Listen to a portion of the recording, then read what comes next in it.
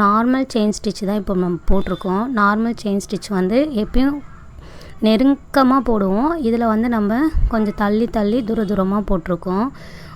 ரிவர்ஸில் போகும்போது பார்த்திங்கன்னா நீங்கள் ஃபஸ்ட் லைனில் எந்த இடத்துல ஒரு செயின் முடிஞ்சிருக்கோ அந்த இடத்துலையே செகண்ட் லைன் போடும்போது அது பக்கத்துலேயே நீங்கள் வர மாதிரி லைனை பார்த்து நீங்கள் போட்டுட்டு வரணும்.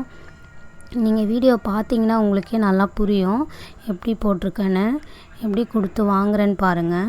இப்போ அந்த இடத்துல வந்து நம்ம ஒரு குட்டியாக ஒரு செயின் போட்டு தான் திருப்புறேன். நீங்கள் பாருங்கள், குட்டி செயின் போட்டு திருப்பும் போது நம்ம போகும்போது எந்த லைனில் போகணுமோ அதே மாதிரி ரிவர்ஸில் போகும்போதும் அதே மாதிரியே போகணும்.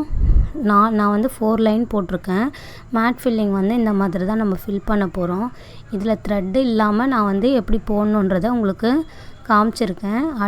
அடுத்து வந்து நம்ம த்ரெட்டு வச்சு எப்படி நம்ம மேட் ஃபில்லிங் பண்ணணுன்றதை உங்களுக்கு